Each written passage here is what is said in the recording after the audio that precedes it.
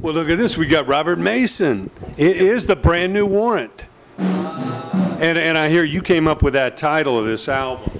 With your song. That's the brand new Warrant. Warrant. There you go. Right, okay. Louder, harder, faster, yeah. So that was just a phrase you had kicking around? You've done your homework. Yeah. I just said Big Jerry. I just said it one night at a show, and it became one of those things that you kind of, yell out in between songs during drum sound check. Yeah. Those are drums, kids. Man, I love it. Now, obviously you were a fan of Warrant joining them, but what really clicked when you got with these guys that made you want to stick it out? We were all friends. I kind of sensed the need that they wanted to keep going, and they were 4 out of 5 cylinders, firing, and one that just, wasn't the right thing for Jani to be out on the road, really. Yeah. And he really needed to take care of himself, and it was making live shows suffer and bringing, and obviously when you're friends, bands are together, you don't let your brothers fall, but when one's just, it was bringing the whole group down. Yeah. And I saw that live in Rocklahoma. I saw it on video before that a little bit, well, actually in retrospect, not before. But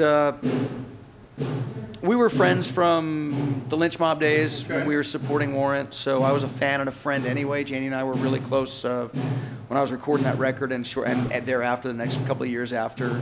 So it was just an organic thing, Yeah.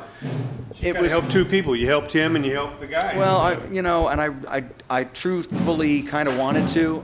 I just wasn't able to. I was able to do that with these guys, so we had fun. There he is. He snared me into answering some questions. Well, I saw that. With a camera and a microphone. Yes. Now, with the new album, what songs are you most proud of? I'm proud of the record. It's hard. I mean, I'm sure you get asked that question all the time, but it's kind of like, Well, as you look back on it, what is your crowning moment? See, you're trying to. I'm not going to answer it. You're going to ask it a different way, and it's honestly really difficult to do. So just the fact that it's a cohesive record. Yeah, you like them for different reasons. We weren't afraid to go a little out of the box. There's a piano ballad on there that's really kind of left turn for the band as far as the recent stuff that's been done. That was fun. All these songs were fun to write. They're fun as hell to sing. We're doing a couple live. More of the high energy stuff live. It's a fun record. Yeah. Buy it.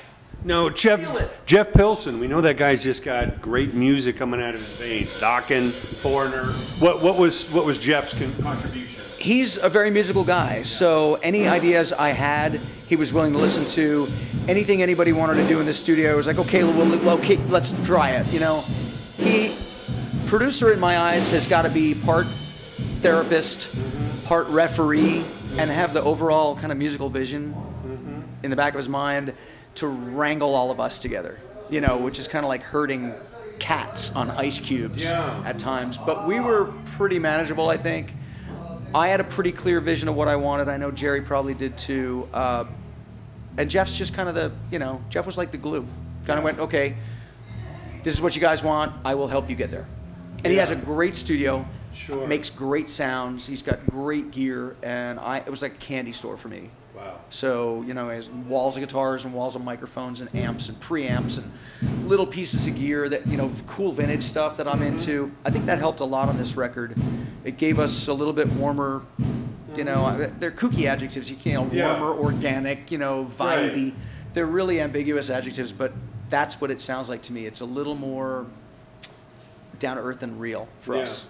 Well, being a player and someone who'd been a part of a lot of hits and plays those Foreigner hits all day long, he kind of knows what a great song is. He knows it when he hears it, yeah. So, and he was really helpful. He's one of those producers who kind of encourages you along instead of discourages you.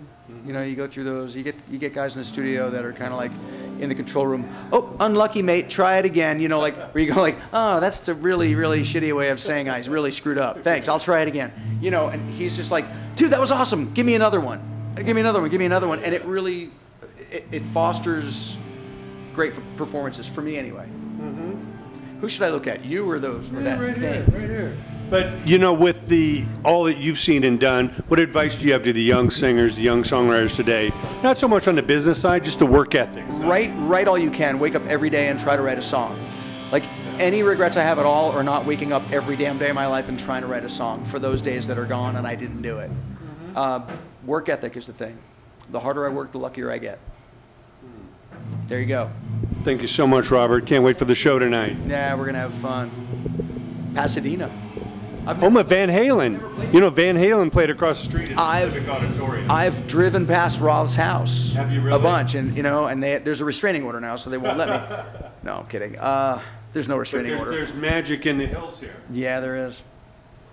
Maybe I'll have to whip out one of those, look at all the beautiful people here tonight, or one of those, you know, those Rothisms. Man, the album that changed the world. Huh? No kidding. It's one of those moments where you know where you were when you first heard it.